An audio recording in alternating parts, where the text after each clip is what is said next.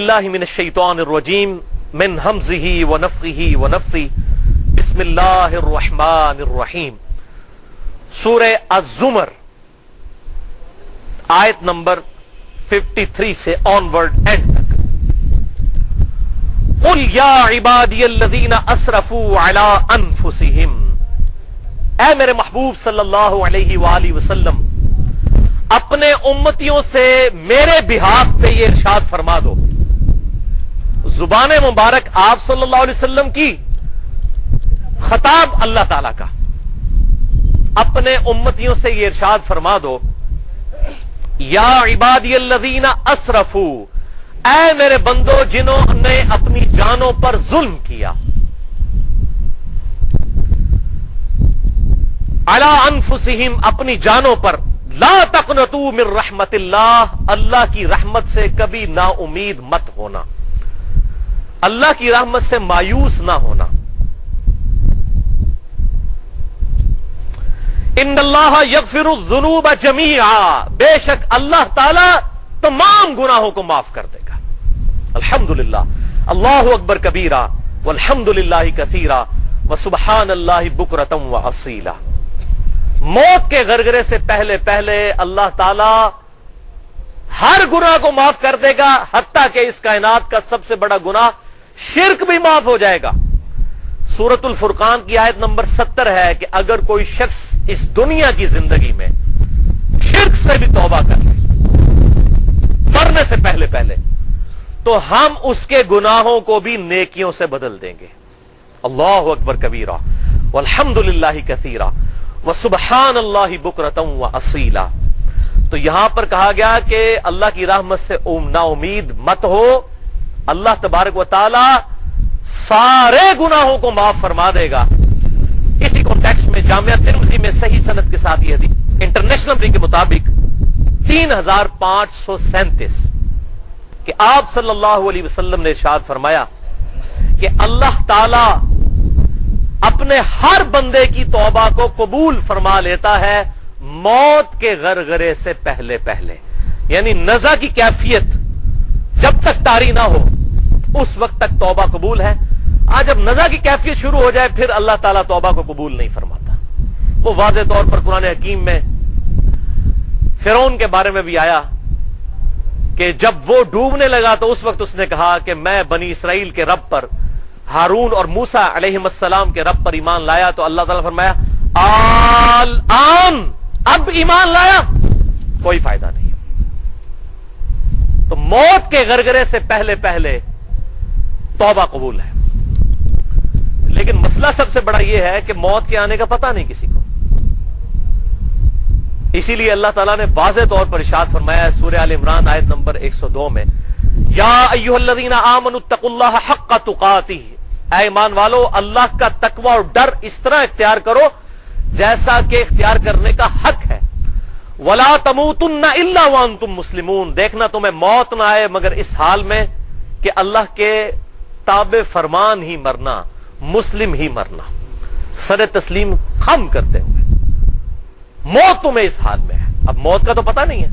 یہ تو نہیں ہونا کہ حضرت ملک الموت علیہ السلام، حضرت اسرائیل علیہ السلام، انہوں نے آ کے الٹیمیٹم کسی کو دینا ہے کہ بھائی تیاری کر لے، 1 سال رہ گیا تیرا، ہوں داڑھی بھی رکھ لے، تے ہوں زنانی ہے تے جناب نقاب بھی شروع کر دے، تے نمازہ شروع کر دے، ہوں تیرا کاؤنٹ ڈاؤن شروع ہو گیا.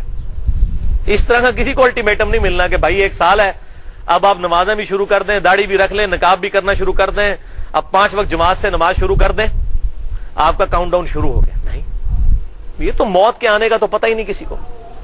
اور یہ سب سے بڑی تلوار ہے جو انسان کے اوپر لٹک رہی ہے کہ انسان کو اپنی موت کا پتہ ہی نہیں ہے، ورنہ انسان اپنی زندگی کو پلان کر سکتا. اس لیے اللہ تعالیٰ فرمایا وَلَا تَمُوتُنَّ إِلَّا وَأَنْتُمْ مُسْلِمُونَ، دیکھنا تمہیں موت نہ آئے مگر اس حال میں کہ اللہ کے تابع فرمان مرنا. کیا مطلب؟ ہر وقت اللہ کے تابع فرمان رہنا، کوئی پتہ نہیں کس وقت موت آ جائے. اسی زندگی میں سے ہمیں اچک لیا جائے گا. ہمارے ساتھ کئی لوگوں کو اچک لیا گیا.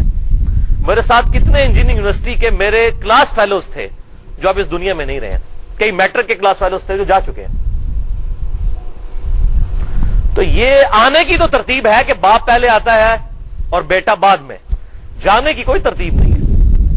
ہو سکتا ہے پوتا پہلے چلا جائے اور دادا سب سے اینڈ میں جائے. وَلَا تَمُوتُنَّ إِلَّا وَأَنْتُمْ مُسْلِمُونَ, تمہیں موت نہ آئے مگر اس حال میں کہ اللہ کے تابع فرمان بننا.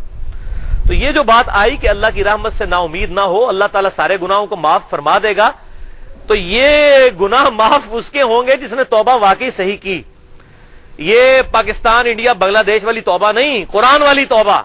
اور وہ ساتھ ہی آگے وَأَنِيبُوا إِلَىٰ رَبِّكُمْ وَأَسْلِمُوا لَهُ, اپنے رب کی طرف رجوع لاؤ اور سر تسلیم خم کر دو اس کے سامنے.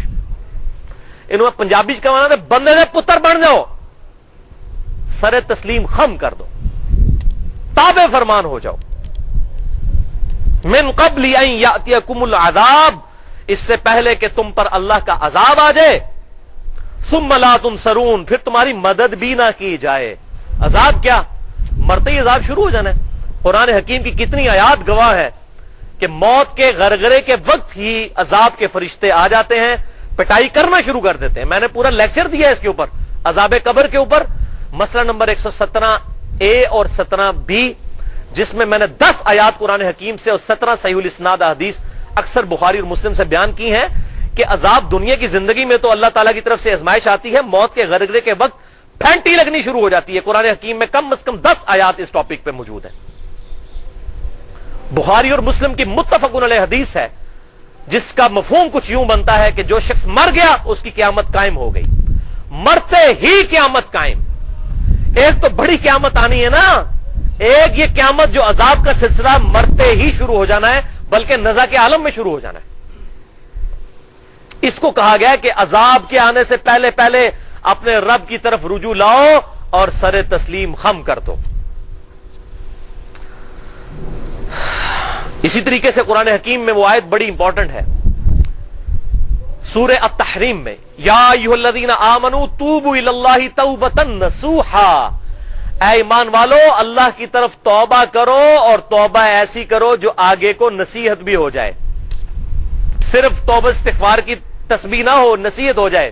یہ نہیں توبہ کر کے ہٹے اور پھر وہی جرم شروع کر دیا. قرآن تو اس کو توبہ ہی نہیں مانتا. توبہ تو یہ ہے کہ گزشتہ گناہوں پر شرمندگی, آئندہ ان گناہوں سے بچنے کا پکا عہد کرنا, اور پھر اللہ تعالی سے مسلسل ہدایت کی دعا کرتے رہنا کہ اے اللہ اس توبہ پر مجھے استقامت نصیب فرما. یہ ہے توبہ, توبۃ نصوحا, ایسی توبہ جو آئندہ کو نصیحت ہو جائے. اگر نصیحت نہ ہوئی تو وہ توبہ کیسی ہے؟ وہ تو انسان اپنے ساتھ بھی دھوکہ کر رہا ہے اور اللہ تعالیٰ کو بھی اپنے گمان میں دھوکہ دیا چاہتا ہے, لیکن اللہ ہی ایسے شخص کو غافل کر کے مارے گا. اور پھر ساتھ ہی فرما دیا گیا کہ توبہ کا سمبل کیا ہوگا, وَاتَّبِعُوا أَحْسَنَ مَا أُنزِلَ إِلَيْكُم مِّن رَّبِّكُمْ, اور اتباع کرو اس بہترین چیز کی جو اللہ تعالیٰ نے تمہاری طرف نازل کی ہے. من ربکم, تمہارے رب کی طرف سے نازل ہوئی ہے. یعنی کیا چیز؟ یہ قرآن. اس قرآن کی پیروی کرنا اصل میں توبہ پر استقامت کی اور صحیح توبہ کی دلیل ہے. من قبل ان یاتیکم العذاب, اس سے پہلے کہ تم پر عذاب آ تھمکے, موت کا, بغتتن, اچانک, وانتم لا تشعرون, اور تمہیں شعور بھی نہ, ہوش بھی نہ رہے کہ ہویا کہ میرے نال. میں وہ ایئر کریش انویسٹیگیشن دیکھ رہا تھا, مجھے بڑا شوق ہے, نیشنل جغرافک چینل کے اوپر ایئر کریش انویسٹیگیشنز لگتی ہیں. تو ان میں سے ایک کوئی خاتون تھی, ان کا انٹرویو بعد میں لیا گیا. وہ 350 مسافروں میں سے ایک خاتون بچی تھی ایئر کریش میں, 350 میں سے. وہ بھی جہاں پہ وہ پر اور فیوزلاج کا وہ جوائنٹ ہوتا ہے نا, وہ وہاں پر بیٹھی ہوئی تھی. وہ ذرا جگہ مضبوط ہوتی ہے ایئر کریش میں, اگر کوئی بچت ہونے والی ہو تو اس جگہ پہ بیٹھے. اس کی بھی خیر ہڈی پسلی ٹوٹ گئی, الٹیمیٹلی ریکور کر گئی. اس کا جب انٹرویو لیا گیا کہ جی جب اناؤنسمنٹ ہوئی تھی جہاز کے کیپٹن کی طرف سے کہ اب یہ جہاز بچنے والا نہیں ہے, تو اس وقت آپ پہ کیفیت کیا طاری ہوئی تھی؟ وہ کہنے لگی کہ میرے پہ صرف ایک کیفیت طاری ہوئی کہ کیا میں نے اتنی چھوٹی عمر میں مر جانا تھا. میں نے تو سوچا بھی نہیں تھا, میری تو دادی بھی ابھی زندہ ہے, کہ میں نے اتنی چھوٹی عمر میں مجھے موت آ جانی ہے. یہ تھا وہ ایک لمحہ. یہ سمجھیں کہ ایک جو بندہ موت کے منہ سے نکل کے آیا نا, اس کی یہ آپ بیتی ہے. 350 مسافروں میں سے ایک بچنے والی. اس نے کہا میں نے یہ چیز سوچی کہ اتنی جلدی میں نے مر جانا تھا, میں نے تو سوچا بھی نہیں تھا. اور یہی ہوتا ہے, یہ تو ہر انسان کی ہی سوچ ہوتی ہے. ابھی یہ آپ اسلام آباد سے کراچی کی طرف کبھی سفر کریں نا ہوائی جہاز کا, تو بعض اوقات بیچ میں ایئر پاکٹس آتی ہیں نا, جہاز جو ہے نا اس طرح اوپر نیچے ہوتا ہے. تو بڑے بڑے میرے جیسے بھی جو اللہ تعالیٰ سے دور لوگ ہیں نا, وہ بھی کلمہ پڑھنا شروع کر دیتے ہیں, استغفار کرنا شروع کر دیتے ہیں. لیکن جیسے ہی سیڑھیوں سے نیچے اترتے ہیں کہتے ہیں شکر ہے اللہ بچا لی, ہوں اپنی مرضی زندگی کٹا گے. اس ٹائم کہہ دو استغفار استغفار. یہ آپ دیکھیں کتنی ویڈیوز لیک ہوتی ہیں, ایئر کریش ہوتے ہوتے بچا ہے, کبھی یہ لینڈنگ کے دوران, اور لوگ استغفار لا حول ولا قوت الا باللہ کلمہ پڑھ رہے ہوتے ہیں. ہونا تو یہ چاہیے کہ اس کریش میں جتنی بے پردہ عورتیں بچی ہیں وہ تو کم از کم پردہ شروع کر دیں. اس کریش میں سے جو جسٹ بچے ہیں, جو لوگ اللہ تعالیٰ کی نافرمانی کرنے والے بے نمازی لوگ, وہ نمازیں شروع کر دیں, لیکن کوئی تبدیلی نہیں آتی ہے. اب مجھے وہ آیت سمجھ آتی ہے جو قرآن حکیم میں بار بار ریپیٹ ہوئی ہے کہ اگر ہم انہیں دنیا میں دوبارہ بھی بھیج دیں نا, یہ پھر وہی کام کریں گے.